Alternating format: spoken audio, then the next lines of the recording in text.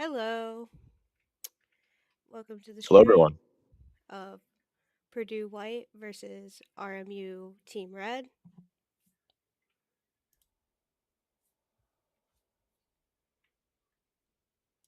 Bit of introduction. I'm G Money. I'll be one of the casters today. I'm Viper. I'm your other caster. And today we've got an exciting game ahead of us.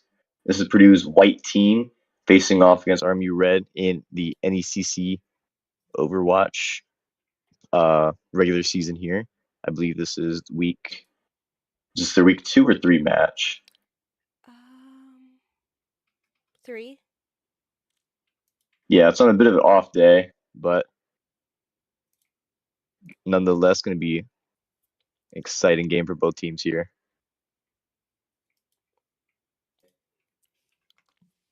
Now, with NECC, they will be able to use the new characters, all 5 of them that have been released. Those of you who've been watching some of the streams from the previous week have seen uh, how that turned out for like Purdue varsity and how they were able to use those characters. So now going into this match, want to see some of those key differences and similarities between how these teams use the new characters. I want to see what kind of comps they use and if we see any bans come out targeting these new characters.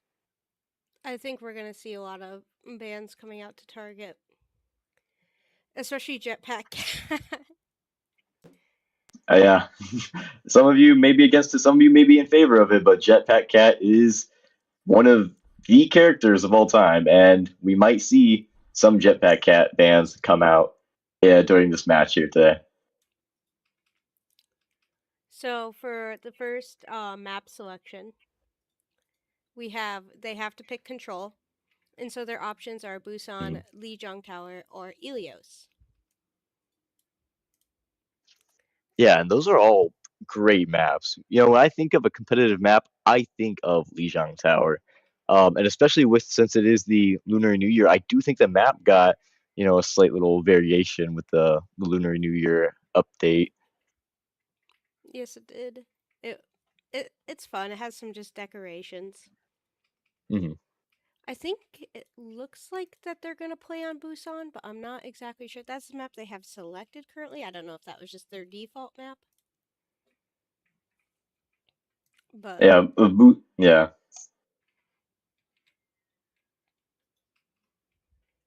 Now, really, with any of these maps, there are potential for environmental eliminations, and that kind of plays into the favor of the Jetpack Cat. Um, so I wouldn't be surprised if first round, before these match even started, one of the teams just decides to get it out of the way and just get rid of the Jetpack Cat, or maybe target one of the other characters, like one of the DPS. Both Amri and Anran are both very strong. see, I definitely think Omre's all is really broken right now. It's quite powerful. Absolutely. He It may actually, seem just more like a default Call of Duty style character, soldier type, but when he pops that ultimate, it's a whole other ball game with his especially his right click, the heavy shot, just absolutely annihilating the other team.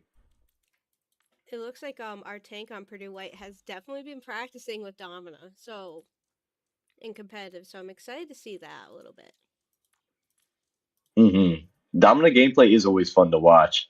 Maybe that is because she's still a new character, but in my opinion, she plays a lot like a Sigma in a way, where she seems to be really, really balanced, has a nice kit with a shield.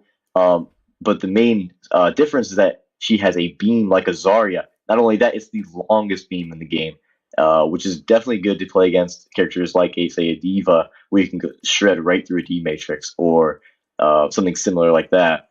So, in my opinion, she's may seem strong, but I think overall she is balanced. You can break out of her ult, things like that. So I think she's a very solid tank to play and build around more of that poke style of gameplay. And maybe that's what we'll see from White here today. It looks like one of White's supports has also been practicing on Mizuki, so that's exciting. hmm Oh, and Oh, we do have a cat band straight away. from Can't say Purdue I'm White, entirely actually. surprised.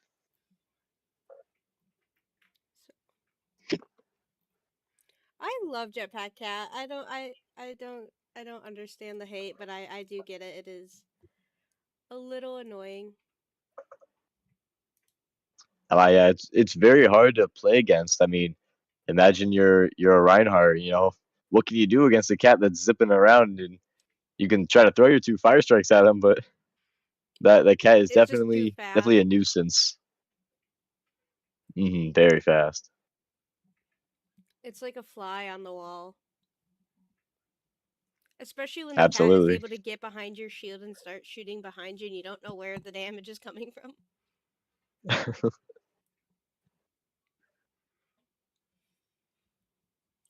Yeah, I remember as soon as the cat was released, we saw clips almost immediately of a Bastion Mercy cat all just linked together, flying in the sky.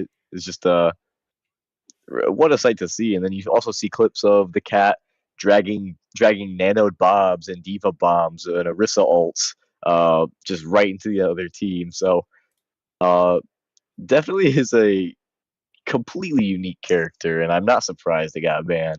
But that does mean that we'll be able to play it in the following maps. So Hmm. maybe we'll still see it today. We do have Busan as our first map, though. That was honestly, Mm. that was not the choice I was expecting. Like, everybody loves Lee Jong and going for Lee Jong, so.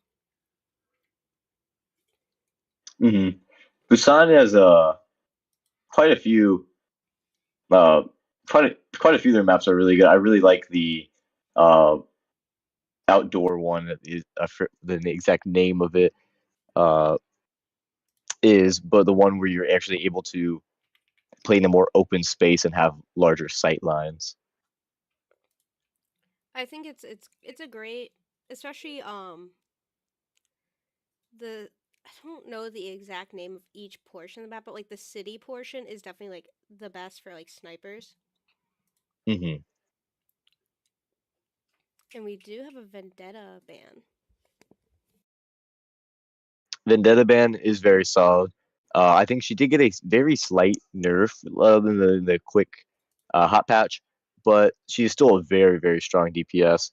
And I see her banned in ranked games all the time, so I'm not surprised by that either.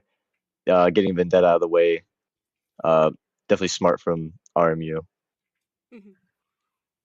I I like vendetta, but like there are very specific situations in where she can work very well. She's kind of more of that brawling type where she can just sort of just fly right into the back line, just swing her sword around and get lots of damage output.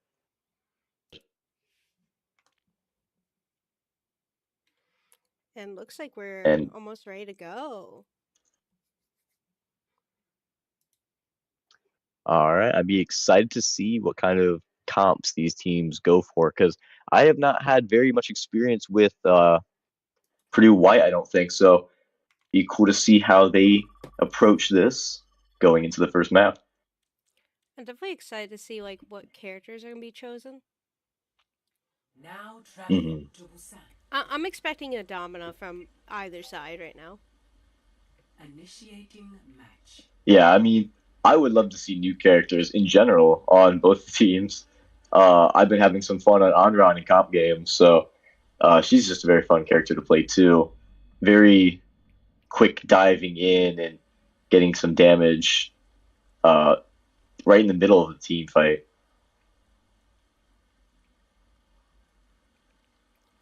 And then as we come down on the countdown, Ready for we see the battle. heroes chosen.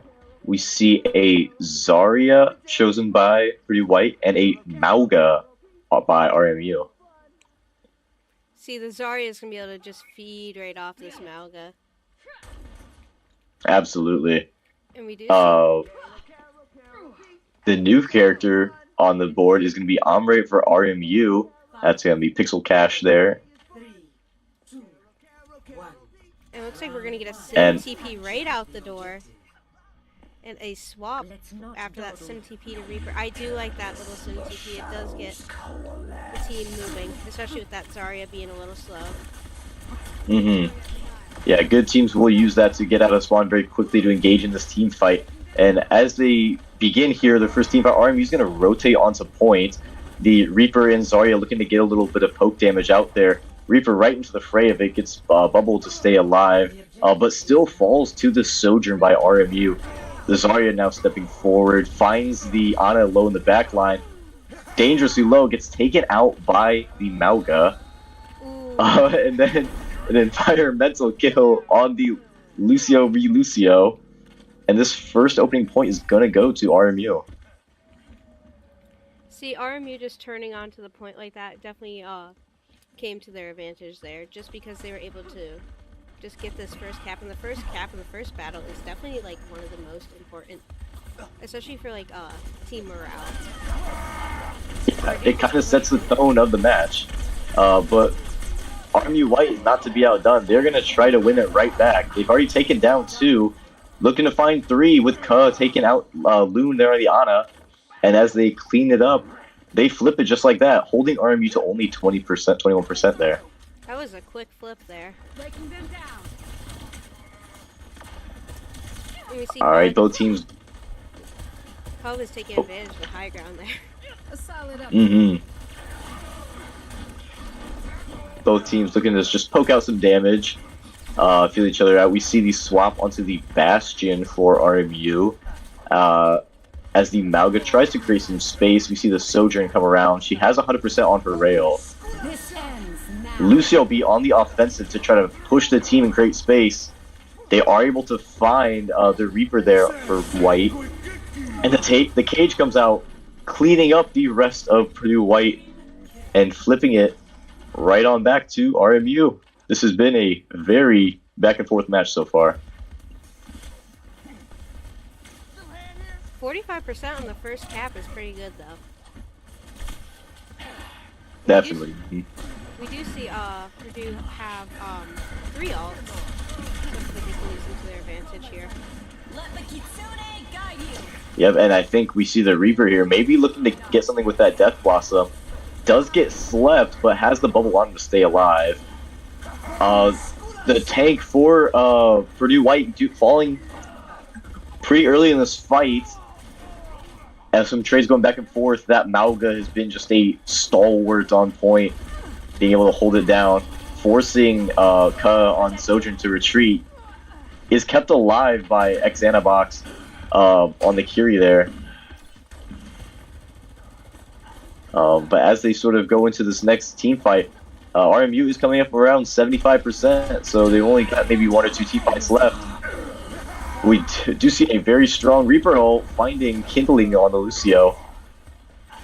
And as they progress here, going up around 85%, the Mauga finally falls, and Purdue is able to just clean up and flip this before things get too dangerous into an overtime.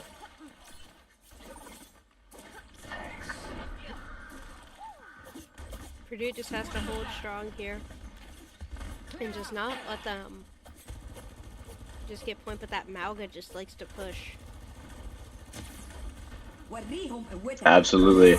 I mean, as a Mauga, that's your job. I mean, even at a low health, he does have the nano on him, charging in, looking to touch point and battle this Zarya, winning that fight, and looking to maybe find a few more. Carter Cart there on the Soldier, getting 2 as well. And they are able to secure the point. It's going to be overtime situation for Purdue White here. Coming up on 99. They do have a few ults in the bag. By a few, I mean 4. They're going to use them all to keep this point out of Purdue White's hands. Carter Cart finding the Lucio there, and that's going to be it for the first map. Going to RMU.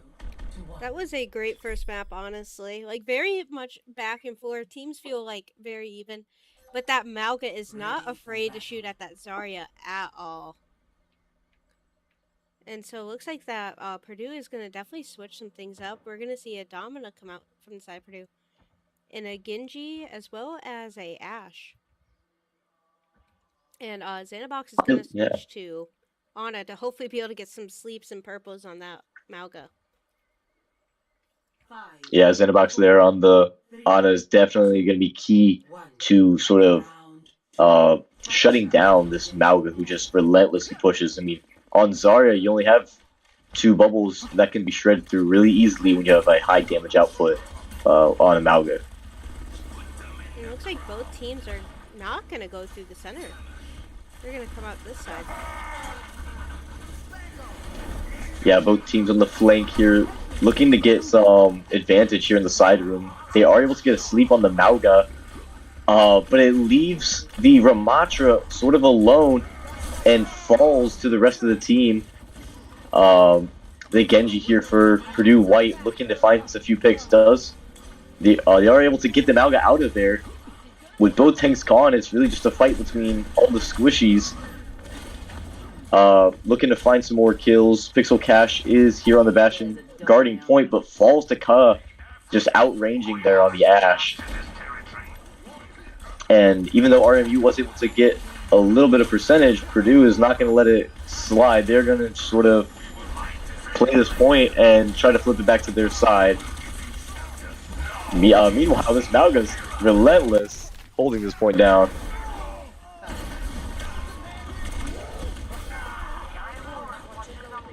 And we do see both the tank and the Lucio on Purdue fall here.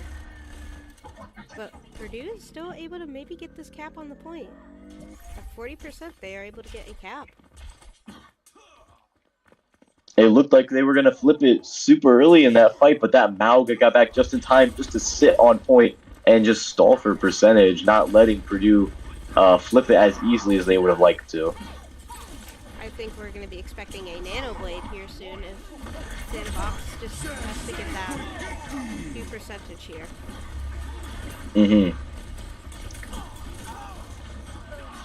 Pixel Cash there on the Bastion, mowing down three of Purdue White's team right there. And as Ka falls too, they're going to have to just sort of reset after that team kill. Leaving Purdue White in a precarious situation, although they do have 5 ults going into this next fight, which is really going to determine the outcome for the rest of this match. If they can sort of win a team fight by committing just a few ults while saving a few and be able to snowball those ultimates in their economy, they'll be able to flip the tide of this. We do see the Nano Blade come out. Oh, but falls because he became purple from the bio from Loon. Not to be outdone though, Xanabox and the rest of the Purdue White team able to get a few picks. This Mauga though, Mauga right now.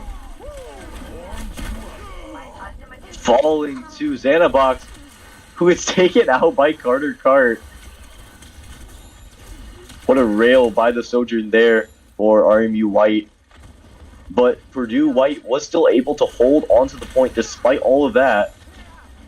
They are down quite a bit in percentage though, and they can't afford to lose another team fight here.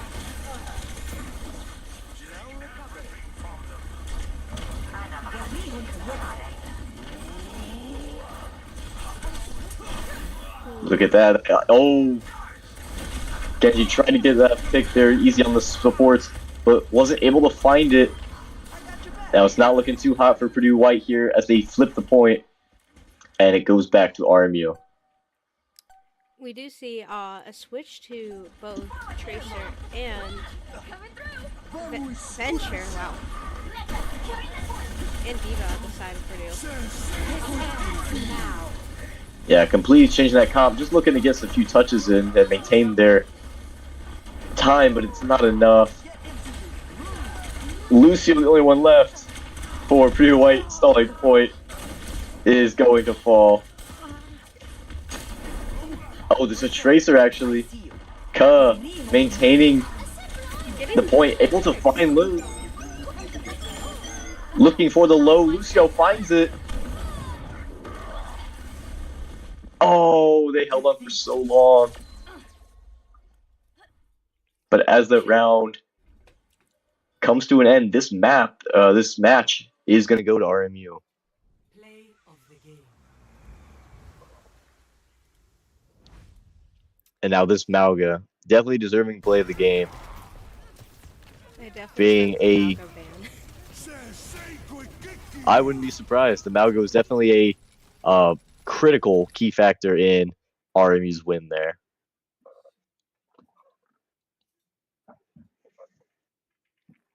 Now going into this next map, we saw Purdue White's potential, but what should they focus on more? What do they need to do in order to adapt and overcome some of the challenges they've faced in that first map on Busan? I definitely am thinking a Malga ban for them here. But I'm curious, what other Mhm. tanks does RMU Red play that might be like more of an issue for Purdue here? We do get a map pick of Blizzard World while we're waiting. It looks like the tank plays a lot of Diva, Malga, and Orisa, which I think definitely Diva and Orisa are a bit easier to counter than that Malga. I'm not exactly Mhm. like I definitely think that switching to Ana, I think the Ana switch a little bit sooner might have would have helped a little bit better. But like Mhm. definitely once Xanabox switched to Ana, it was definitely able to help Purdue, especially they were hitting their sleeps well. I just think the Malga is just so aggressive. I just think that is definitely one of the larger problems. I agree, absolutely. A Mauga like that, just charging in, especially with good support from the rest of the team, is just going to punch a hole straight through Purdue White's defense there. Um, so yeah, I think if Purdue White really wants to uh, get rid of this Mauga, or at least alleviate some of the pressure that he's causing, I think they're also going to need to focus more on their target priority instead of dumping damage into the black hole that is Mauga's hitbox. It might be more beneficial for them if they were able to sort of cut off the sight lines of the healers.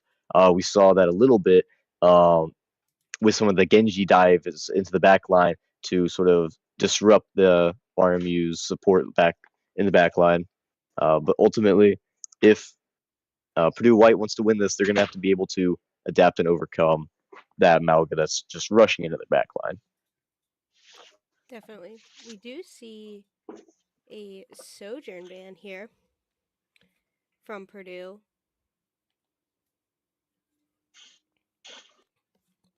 which is I think a little Sojourn. Sojourn, which I think is a little bit surprising. The Sojourns on both sides, I think, were very powerful. Some surprised they banned it because that I feel like it kind of hurts their own team comp in a little in a way. It did seem like Ka was very like flexible on what they could play though. This is Overall, true. Yep. the Tracer, I did like seeing that Tracer come out at the end.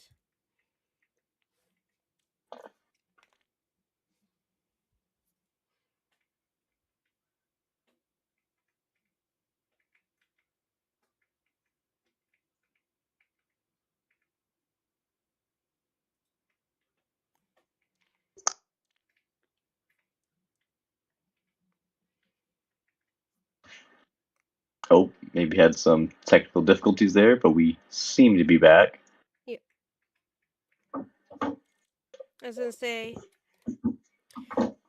Overwatch has been having some slight issues recently ever since the update. Like Friday, Oh yeah. when Hmm. so everybody was supposed to have like an NECC match on Friday, and a lot of people got disconnected mid match.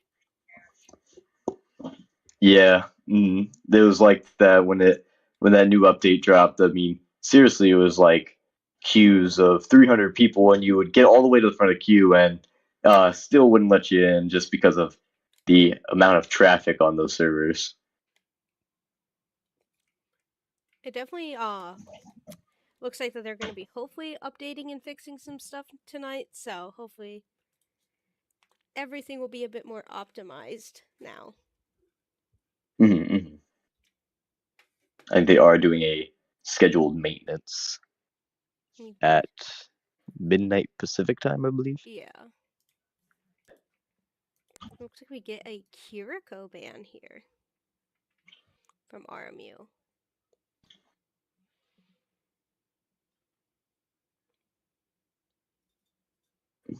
I mean, Kiriko is always a very solid band. Definitely for But yeah, Mauga. I guess if you, if they, but I'm more surprised if they plan to play the Malga and Purdue White didn't ban the Malga. I kind of maybe a little concerned about why RMU didn't ban maybe the Ana instead, because unless they plan to play a different tank. But I imagine since the Malga is still on the table, they will continue to their advantage of using that very powerful Malga. Yeah, I'm definitely interested to see what they're gonna do here because I think they might go for like a full burn build of like go Malga, Onron. I don't know. Ash. Ash, does Alari still have that one perk which when she does her I don't know what I don't really play Alari. So like when she does her one ability it burns. I don't know if she still has that perk or not. Yeah, I'm not too familiar with Iari's perks at all. But yeah, you can build a very fun team comp with the addition of Onron into the game, where you can run sort of this burn, just tick damage multiplier comp that just completely wears down your opponents, not letting them heal up for a second. Yeah, I'm excited to see what we're gonna see. Oh, we are seeing a Oh. jetpack cat. We're seeing a Domina on both sides. That's interesting. With Ash and Cassidy and yep, we do see Xanbox on that Ana in anticipation. Yeah, both teams running similar. In terms of their tank and backline, they both have the Domina as well as an Ana. And they both have a new character in addition to the backline. One having the Mitsuki and one having the Jetpack Cat. Okay, Jetpack Cat is the perfect spectator view.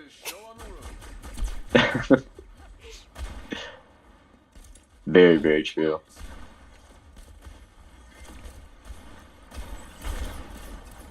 And as they open up into this fight, you can see a lot of that central damage focused on the front panel of the Dominus shield as they exchange some blows. Now, with the addition of Domina's very long-range beam, you can be a tank playing up on this high ground and still maintaining range. Now, Ana has to drop back to get a bit out of danger there as they are pushed out of the high ground.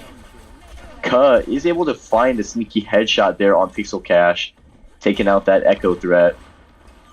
But RMU rotated here onto the high ground, looking to find some more space going down these stairs and sort of push Purdue White back onto the point. And here we see more of a flanking Domina play here, looking to get some poke damage out there and retreat right back. Very smart plays from Purdue. Building ult charge very fast. Domina already coming up around 94%. I wonder if they'll use it immediately or wait for a certain situation to use it. Both Dominas in each other's face with these shields. Using the repulsors. Oh. Maybe got ult canceled there, looked like. Carter Cart able to find 2 for RMU. Finding 3, what a play. Taking out the other cast in the 1v1 there. And as the other Domina becomes nanoed for RMU, ults come out and they're going to push Purdue White back off of this point all the way around the corner to reset. And I don't think they're going to have another touch for this. No, unfortunately not. It was a good first push by RMU there, though. Absolutely. RMU definitely synced a lot of their ults there. They used 3. And with the addition of Carter Cart's picks on the squishies, were able to secure that point very quickly.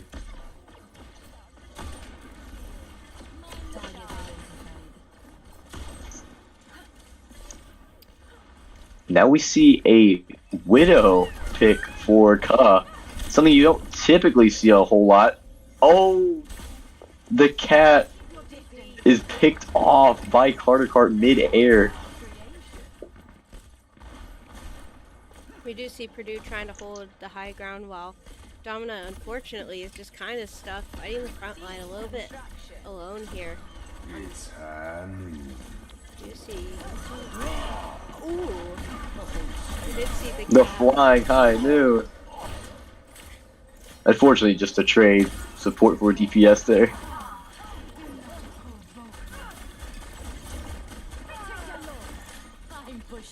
And we do see Jetpack Cat just kind of keeping the Domino alive as they can.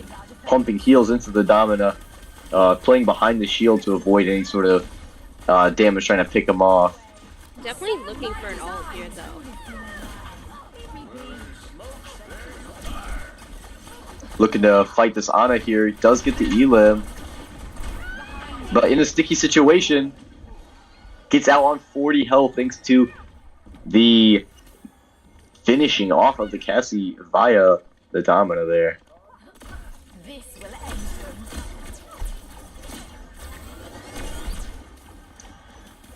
And now, if you're Purdue White, this is kind of what you want to do. You want to hold them around this corner. You can hold this position pretty well if you have your entire team focused here. Ka getting a pick rather quick, but the cat a little bit out of place there is just going to force it to be a 4v4, evening it again. The Domina gets ulted and nanoed, pushing forward right past the other Domina's ult and finding Pixel Cache there on the Echo.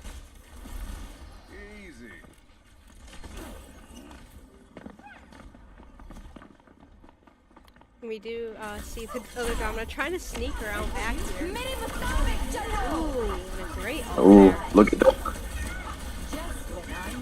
What an immort there by Woon, keeping the team alive, but for not long enough. Purdue White finding some elims here.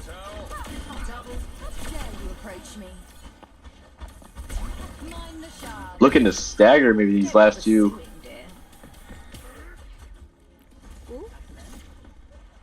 We do hear the Mauga come back out. Telltale sign. That audio cue there of the Mauga rushing in. Light into being.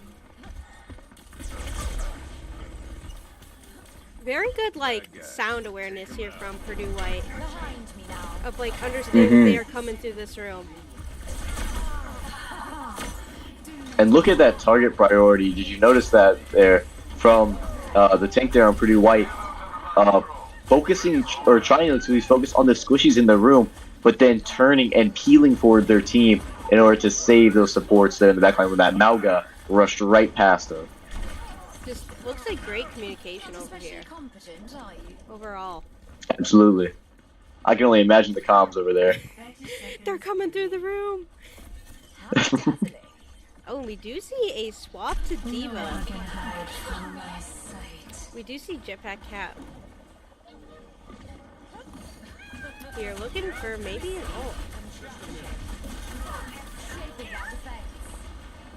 10 seconds remaining. There's some possibility they do have Widow walls. They can see where the enemies are coming from. And, oh, a few well put headshots from Purdue White is going to put this fight in their favor. RMU is down 3. They just have the Mizuki and the Diva. And with the Nano to try to finish and seal the deal. This is overtime, so not a waste by any means. Looking to just finish off this point. This Tracer just stalling for time for the rest of their team to get back from spawn. But it's not going to be enough. Complete. That's round 1 complete. RMU getting just around the bend of first point there. Switching Uh, sides.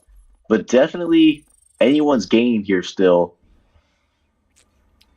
I definitely Initiating think it was in match. Purdue's favor to honestly just give up that point there, like that, like the cap, because like they were able to hold that very well. That's exactly what you want to see from Purdue White, being able to lock down and hold that position despite the Domina or Malga uh, rushing in, being able to hold strong against that uh, shows the strength of this Ready Purdue White for team battle. here. I did like switching to Widow. I definitely think they were doing great on just getting the value off Widow. We do see a Emre on the other team, and Carter Cart going to Casty. Pretty much the same comp coming out for Purdue White, except for we have a switch out for the supports here. Mm-hmm. Oh wait, never mind. We're gonna. Oh, never I mind. The do cat's like the coming back. cat. I do like the cat. The cat's always just a fun character to watch. 5, 4, Absolutely. 2, 1. Attackers. And yeah, you mentioned Ka there on the Widow. Maybe not always the best pick, but Ka making it work and Power at my feet. proving some expert skills on the Widow there. How good of you. Normally it's easy to dive the Widow, but B, if you're able to pick off anyone who's potentially going to dive you first, then you don't have to worry about it. I do think there's. Look also, at Purdue White. I think there's also like an intimidation factor with the Widow of like if I step out of the wrong place that the Widow's gonna get me, and so I think people tend to make more like mistakes that way. Your essential Mhm. personality. And great tracking from Sarah Zen there on Purdue White. And as they push RMU back, looking to clean up these last few picks, they're gonna very, very quickly take this first point. Malga doesn't make it in time to touch. Stunned and hindered.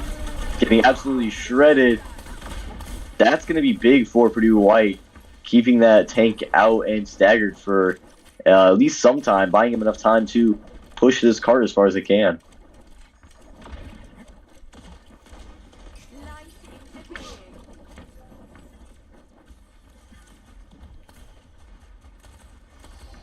Purdue White's tank is just doing great at making space for their team to just be able to push up and push this cart along. Absolutely. And looking at their ult economy, they got a few and they're going to pop them right now. Look at that cat with the high noon on his tail. What a play. Azafal getting through 4 there on the Cassidy before falling to the Malga.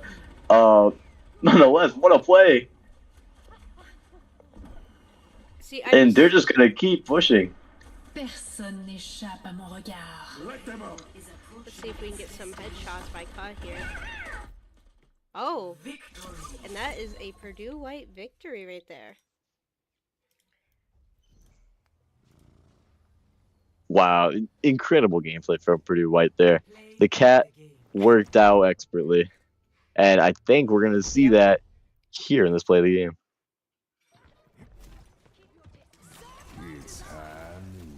Grappling up, flying up. Even despite the Baps lamp there. Still finding 4. I do agree with my sentiment of some teams are really good at control. Some teams are just really good at hybrid and push. Yeah, I think it really comes down to what your team plays, what kind of comps you play, and then also what you practice. I mean, I'm not sure how familiar with these players are with each other compared to last semester and whatnot, but these teams and their communications definitely play a lot into how you play on certain maps.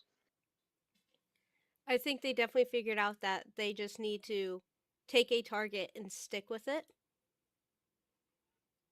And they did Mhm. very good at communicating that, especially when the Malga was definitely back there trying to pick off their supports. Their tank was able to turn around and just go after. Hmm. Yeah, Purdue White did what they needed to do in order to adapt. I mean, it looked a little scary there after they lost Busan. What might be the possibilities for these future maps.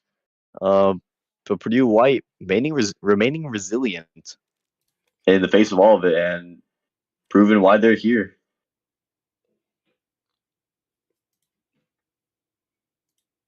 I think I'm not sure how many of Purdue White have played together before, because I know after last semester the teams have definitely swapped around quite a bit. Hmm.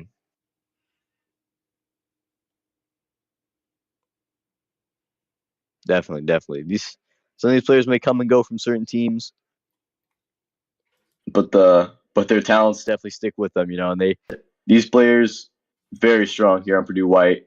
They're bringing out, showing what their techniques and their mechanisms here tonight. Oh, we are getting an Atlas choice in a ban of Domina.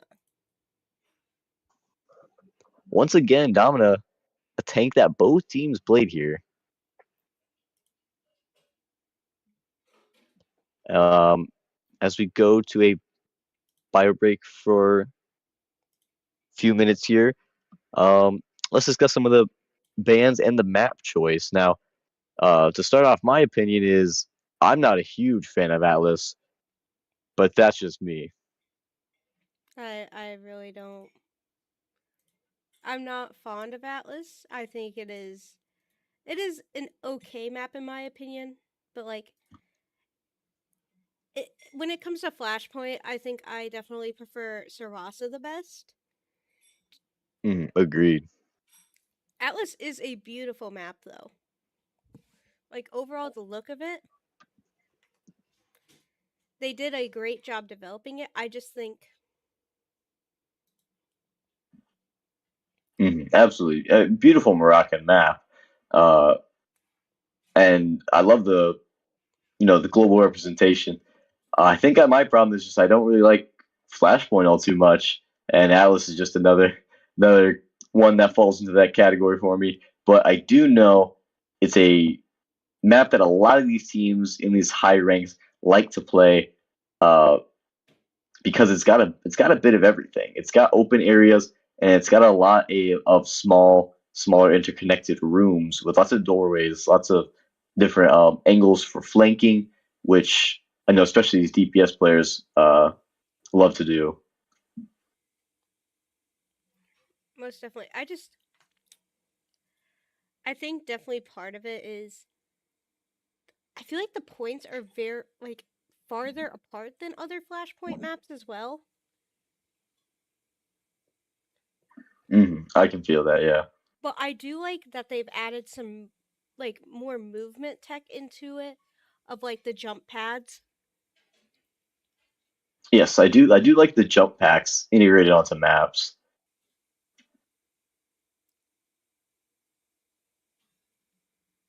I'm just trying to think of like I don't think Malga would definitely be the choice here for the other team. I mean, with the flashpoint, the key is speed because it is such a fast-paced mode where you have to move and rotate a lot. So if they do opt for the Malga, maybe we'll see that compensated with something like a Lucio or some sort of speed boosting hero. We do see Purdue White put a Cassidy ban. Hmm. So like And once again, a hero that both teams have utilized. I think we saw Carter Cart on it for RMU, but then we also saw Purdue White get that incredible 4K there and a lot of value with the Cassie. So getting off the table might prove to shake things up.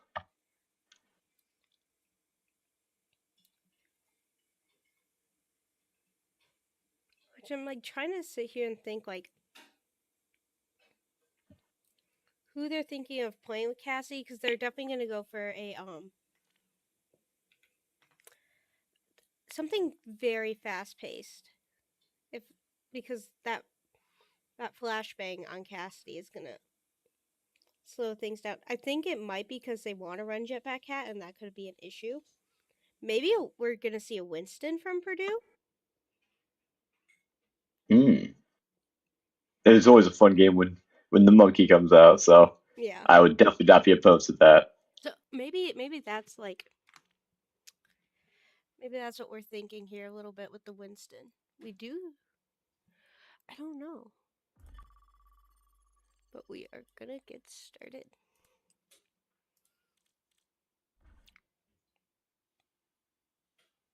Welcome to Atlas. All right, and as we look around where these teams are going to be starting this game from, be very, very interesting. Very curious to see how they adapt with no Domina and no Cass on this map.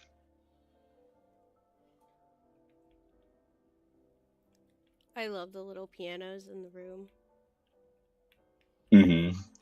Ready for You know, it's those small little details, those tiny touches that make Overwatch such a great game. And environmentally, every detail is just so well made. Like honestly, this is a very beautiful map.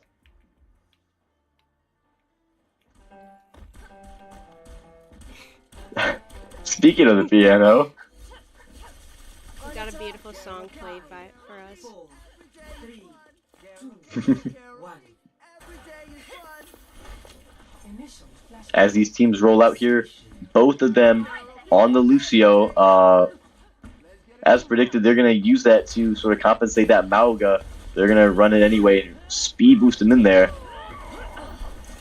The Vendetta in replacement of the Cass, looking to get some cheeky damage there on both sides. RMU and White kind of mirrored in that sense. Oh, but the Vendetta for Purdue White going down early there. This Zarya is 100 charge, but isn't able to hold it. Oh, And we get a and game pause. in the middle of a team fight. Oh, it looks like we might have had some sort of Crash. disconnect over on Purdue White. You can see maybe there in the top left. Yep, DC. Yes. Unfortunate timing. Yeah, I mean, with these servers, things are bound to go array there here and there.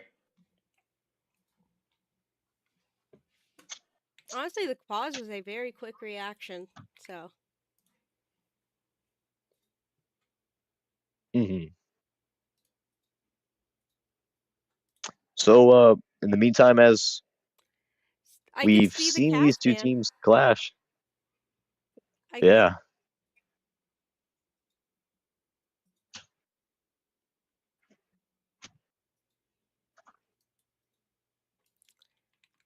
But yeah, I can definitely see the reason for the cast ban there, especially because they were wanting to run Vendetta Mm-hmm. and Tracer here. Yeah, if you're a Vendetta Tracer running into the middle of their team, getting hit by Cassie's Hinder is gonna prove to be deadly for you.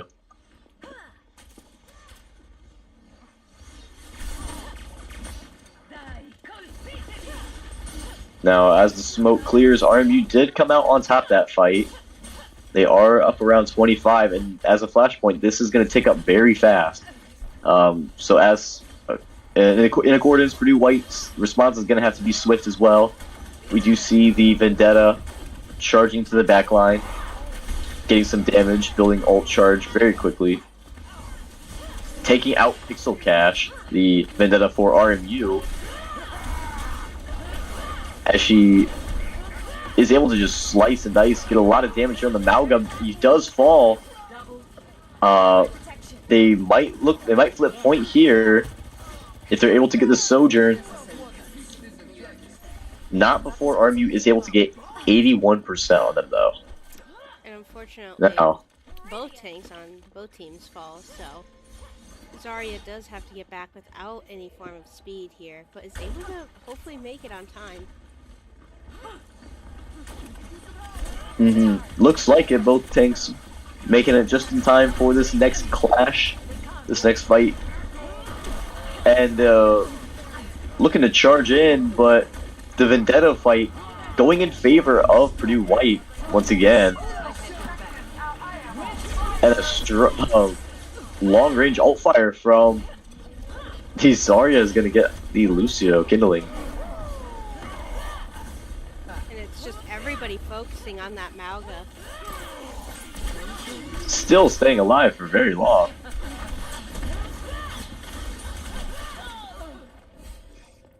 And it looks like they are calling a target and sticking with it here, though. It was just methodical, really, just going one by one and decimating their team. Kindling here on the Lucio, looking to get a sneaky overtime touch there. Really, one team fight is all RMU needs. This will definitely decide the point. A lot of ults coming out. The Zarya falls, but not before getting grabbed off. Xanabox hitting two, maybe looking for another on the Kiri, but dies in the process. The Vendetta, the only one, alongside the Tracer, the TPS there able to win that fight for Purdue White and making it 1-0 in this opening Flashpoint map. Xanabox able to get a lot of kills during that fight, though. The little Kiriko that could.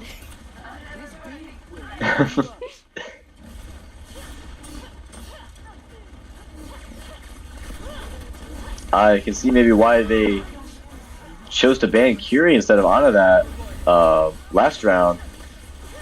Kiri is still such a very strong support character with an insane headshot multiplier, man. Ka finding two. We saw some of that hints of that Tracer gameplay on Busan, and we see good to see a little bit more of it.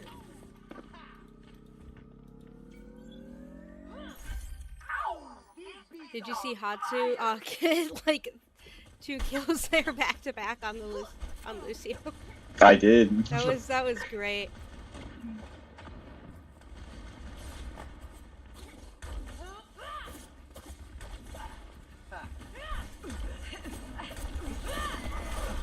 And as they begin to re-engage here for the next team fight, a huge bomb comes out from Ka. Finds Pixel Cash. And with the addition of the Vendetta all into the mix there, they shredded RMU there into a team kill.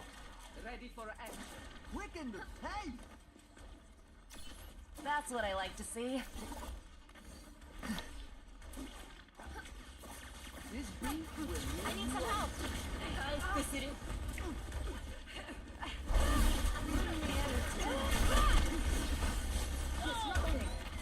Alright, now as they re-engage for the third time here on this point, this might be the final fight that RMU has if they want to win this. The Malga gets pulled by the grab but stays on point in order for overtime to come, and they flip the point, which could be a little dicey for Purdue White there. Xanabox gets melted by the Malga, unfortunately, and Kindling able to win the Lucio fight. Oh, the Vendetta just getting the Mega in time to stay alive, falling critically low there. But that is good because it'll avoid staggering on the side of Purdue White there. Malga Cage looking to deny some space. And Pixel Cash finding Hatsu X on the Lucio. Another bomb comes out.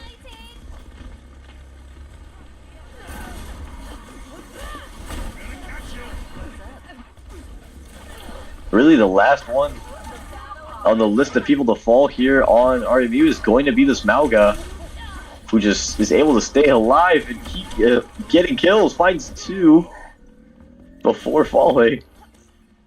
Purdue gets a point captain. Should have been on my team. Tower center. Secure. Next, flashpoint, bazaar. Zarya is having no problem staying charged here. Hi there. No, absolutely, staying very high throughout the entirety of those team fights. Some very well placed bubbles on the DPS here, though. Definitely, those bubbles help to also alleviate some of the workload off of these supports. Keep the team alive from the tank's abilities. Ka looking to find some kills here on the flank. And these DPS just finding the backline of RMU Red here. Now look at that, folks. Yeah, sort of a masterclass here from Purdue White in how to handle a flashpoint team fight.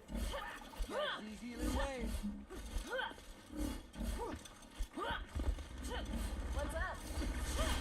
Control might have not been their mode, but it seems like Flashpoint is doing good for them. Absolutely. Now notice that RMU is going to go here on the flank on the side. Huge ult coming out from both sides. Grab looked to maybe get 4 there. But the ult from Kindling was able to keep them alive, and now they're going to run it down and find a few of Purdue's, but Sandbox and Hatsu, the supports, finding so many. I think it's just really the Malga that's left. And as the DPS come back, they're going to flip point right back to them, coming up around 83% here. Unfortunately, Hatsu dies at the end, leaving a little bit of a stagger, so hopefully they'll be able to get back here. Yeah, I mean, one of the great things about Lucio, overtime situation, everyone's clicking Q to ult. Carter with the overclock, finding Sarazen there on the Zarya. It's a huge mess of fighting here. Hatsu finding Pixel Cash, the Bastion. Purified. And Ka finishing off that Malga. And Hatsu's celebrating there with the voice lines.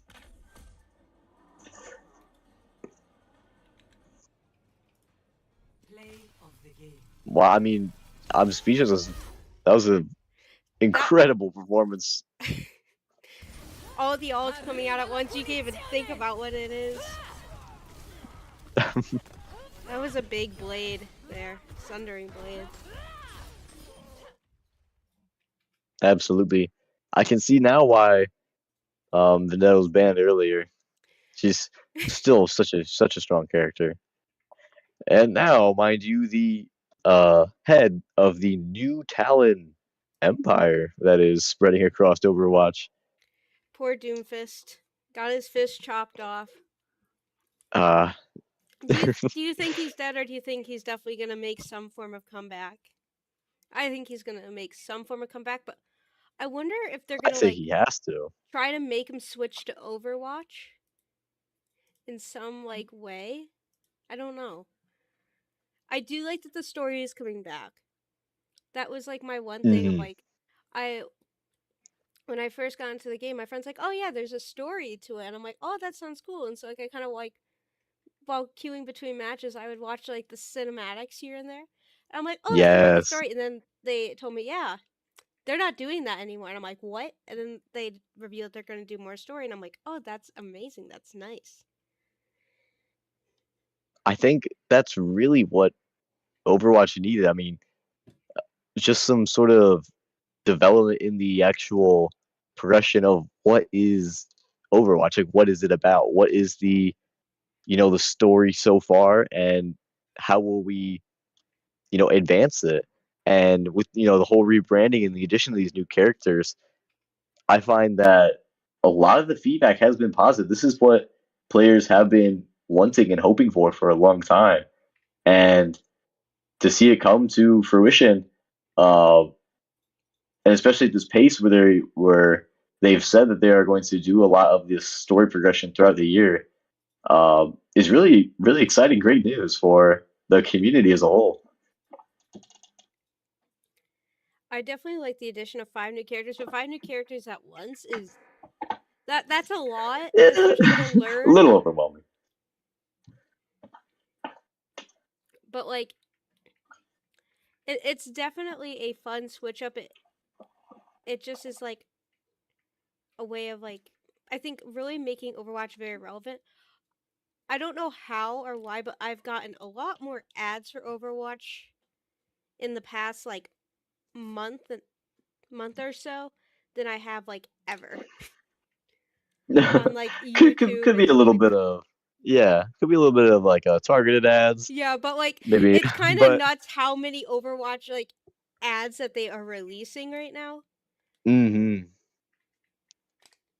but I think that shows really the love and the support that this dev team and that these people have put into this project that is Overwatch. I mean, that this game is 10 years old now, and for a decade, these devs and the crew behind the scenes, they've been doing a good job. I mean, there's obviously been ups and downs, but I think this is how they're branding it now of a new era of Overwatch, and I'm excited to see what the future holds for this game and the community as a whole.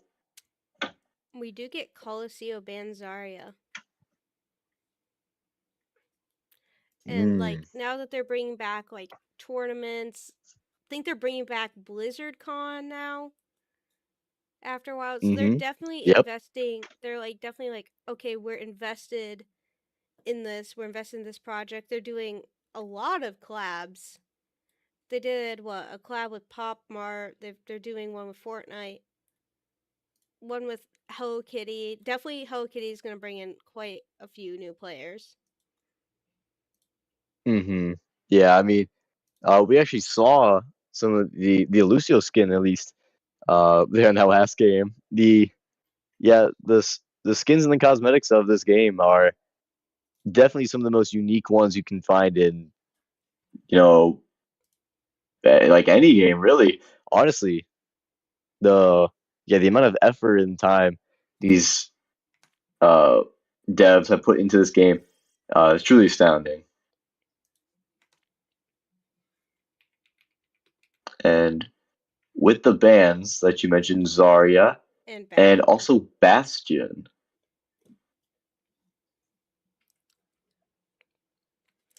I do think Bastion does get a lot of damage done and is pretty much kind of like a weirdly like can be a second tank with how much health he has, especially I don't know if they've removed these perks. I haven't really gotten to play a lot of the DPS.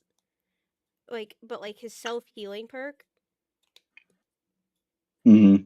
Yep, he does have that. is definitely a big advantage there. I think a lot of people like it because uh it's kind of reminiscent of old Overwatch original Overwatch 1 Bastion in a way, who had, I believe, a similar ability. But yeah, Bastion is not someone you would normally think of as a very strong character for competitive matches, but I've seen recently he's proven to be a pivotal part in some of these comp uh, play styles. You see him paired a lot with characters like a Mei Sigma, kind of more of that bruiser, that brawling type uh, build where you're able to just put out a lot of damage very quickly. Definitely noticing some like new like decorations and things. Like especially like in the background, like the call like I don't know what building this is, but like this building like really front and center glowing red for like Talon. And then like all these Talon decorations around. 3, 2, 1. Yeah, this is just a reminder that, the story's progressing and Talon is now the new unified empire. We see it in all the Italian maps that Vendetta's Empire is taking over with Colosseo and Rialto as well.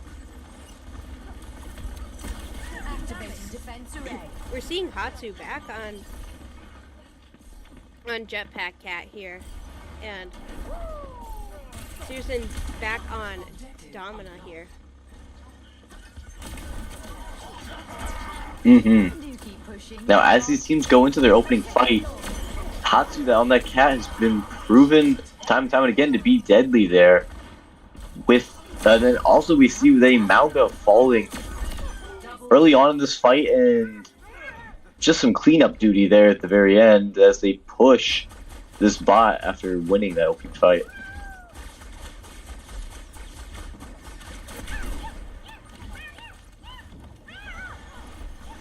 The cat on fire there, meowing very, very adorably.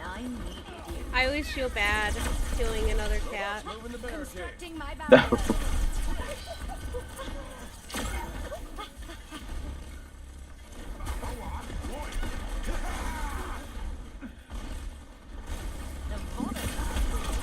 Oh, that Mauga Cassidy able to get some sight lines there on the team below, but Ka in the back line finding Loon the Ana there for RMU.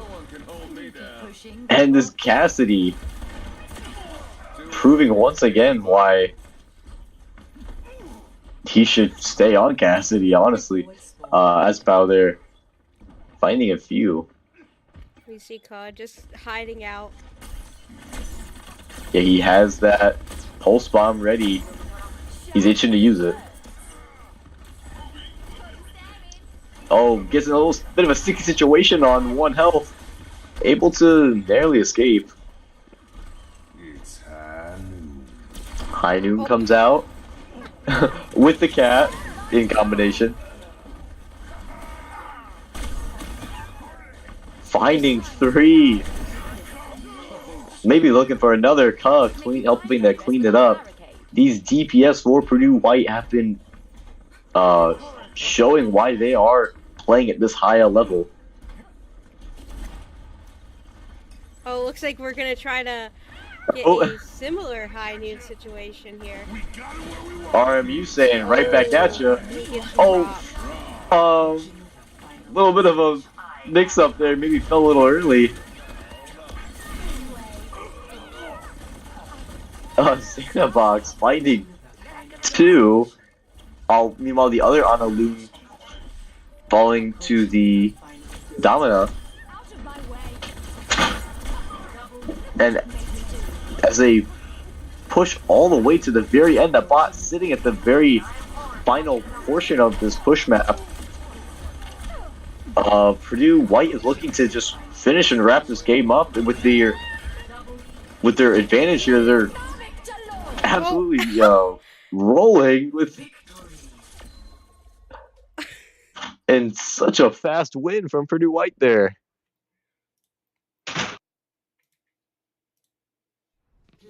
And that will be a GG. I mean, wow. I mean, that was really a reverse sweep there by Purdue White. I was a little scared. I'm not gonna lie after I saw how Busan turned out, but Purdue White showing incredible adaptability and resilience in the face of that loss, able to keep their morale high, and look how it turned out. They were able to win this series 3-1 against RMU here tonight. 3 wins in a row. That was great. Great job, Purdue White. That was a very good fight, and yeah. Also, great job, RMU. Absolutely. Congrats to both teams. Definitely very fun to see these two Titans here clash on the NECC scene. And special congrats to Purdue White for taking home this victory in a complete reverse sweep here. Very, very well played, honestly. Yep. This has been Purdue White versus RMU. Purdue White our winner, and congrats all, and we will see you on the next stream.